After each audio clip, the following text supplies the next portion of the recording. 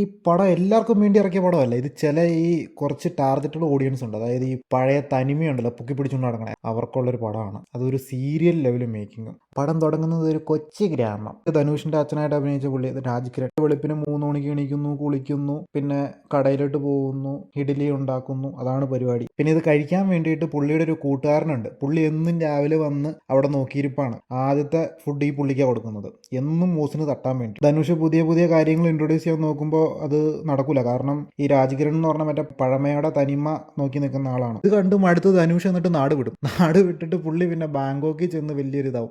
പുള്ളി മറ്റേ AFCയിൽ നിന്ന് തകർക്കും. പുള്ളിയുടെ തലേക്കടെയാണ് കട ഓടുന്നത്, അതായത് കമ്പനി ഓടുന്നത്. അപ്പം അവിടുത്തെ മുതലാളിയുടെ മോളുമായിട്ട് കല്യാണം ഉറപ്പിച്ചേക്കുന്നു. പുള്ളിക്ക് ഒരു മൂഡില്ല അവിടെ നിന്ന് കല്യാണം കഴിക്കാൻ. അന്നേരം പുള്ളിയുടെ മനസ്സിൽ മൊത്തം നാട്ടിലെ കടയും ഇഡ്ഡലിയൊക്കെയാണ്. അത് കഴിഞ്ഞിട്ട് പുള്ളി ഈ കല്യാണ പരിപാടിയുടെ സെറ്റപ്പിൽ ഇങ്ങനെ നിൽക്കുമ്പോൾ രാജ്കിരൺ വടിയാവും. പുള്ളി തിരിച്ചു വരുവാണ്, നാട്ടിലായിട്ട് തിരിച്ചു വന്നു. ഒരു 3 ദിവസം കഴിയുമ്പോഴത്തേക്കും അമ്മയും വടിയാവും. പിന്നെ പുള്ളി കട ഏറ്റെടുക്കണു.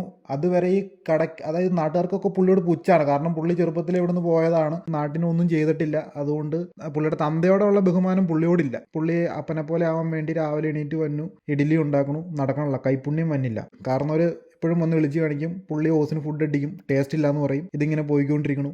അവസാനം രാജ്കിരൺ മറ്റേ പ്രേതമായിട്ട് വരും. ഒന്ന് പശുവിൻ്റെ രൂപത്തിലൊക്കെ വന്നിട്ട് പുള്ളിനെ വിളിച്ചെണിപ്പിക്കും. സംഭവം ഇന്നാണ്, കൈപ്പുണ്യം എന്ന് പറഞ്ഞ ഇതാണ്, മനസ്സിൽ നിന്ന് വന്നെന്നൊക്കെ, ഉള്ളിൽ നിന്ന് വന്നെന്നൊക്കെ പറയും. എന്നിട്ട് പിന്നെ പുള്ളി രാവിലെ എണീക്കണു, കുളിക്കണു, പൊട്ടൊക്കെ തൊട്ട് ആ രാജ്കിരൻ്റെ മറ്റേ ഡ്രസ്സ് ഉണ്ടല്ലോ, ഒരു മുണ്ടും ഒരു ഷർട്ടും പിന്നെ ഒരു തോർത്ത് കഴുത്തൊക്കെ ഇട്ട് ഒരു പ്രത്യേക സ്റ്റൈലാണ്, അതൊക്കെ ഇട്ടുകൊണ്ട് രാവിലെ താടിയൊക്കെ വടിച്ച് ഫുള്ള് സെറ്റായിട്ട്, അതായത് തന്തപ്പടീനെ പോലെ പുള്ളി അങ്ങ് ചെല്ലും. എന്നിട്ട് അങ്ങ് മനസ്സുകൊണ്ട് അങ്ങ് അരയ്ക്കാൻ തുടങ്ങും കല്ല്. അപ്പോൾ സെറ്റാവും. പിന്നെ ഇവൻ മറ്റേ തരത്തിനനുസരിച്ച് അഹിംസവാദിയാണ്. ഇവന് തോന്നുമ്പോഴേ ഇവൻ അഹിംസവാദിയാവുള്ളൂ. ഇടിയുടെ സമയത്ത് പുള്ളി ഇടി കൊടുക്കുകയും ചെയ്യും. അത് കഴിഞ്ഞിട്ട് പിന്നെ പുള്ളിയുടെ മനസ്സലിയും, പുള്ളി അഹിംസവാദിയാവും. ഇത്രയും വലിയ ഇന്റർനാഷണൽ കമ്പനി കട നടത്തുന്ന AFC നടത്തുന്ന സത്യരാജും മക്കളും എല്ലാവരും കൂടെ കൂടും കുടുക്കിയെടുത്ത് ധനുഷിനോട് പ്രതികാരം ചെയ്യാൻ വേണ്ടിയിട്ട് അങ്ങോട്ട്, പ്രതികാരത്തിനല്ല വന്നെ, വിളിച്ചുകൊണ്ട് പോകാൻ വേണ്ടി വന്നെയെന്നും പറഞ്ഞുകൊണ്ട് ഇവിടെ കൊണ്ടുവന്ന് ഇടിയായി വെടിവെപ്പായി. സീരിയൽ കാണാൻ വേണ്ടി താല്പര്യമുള്ളവർക്ക് ഒരു 2.5 മണിക്കൂർ സീരിയൽ നല്ലൊരു സ്കെയിലിൽ എടുത്ത് വെച്ചാണ് സീരിയൽ കാണാൻ താല്പര്യമുള്ളവർക്ക് ഇരുന്ന് കാണാം. എല്ലാവർക്കും നല്ലൊരു ഇഡലിപ്പാസം നേരുന്നു. അപ്പോൾ കമൻറ്റുകൾ രേഖപ്പെടുത്തുക, നിങ്ങളുടെ അഭിപ്രായങ്ങൾ പറയുക.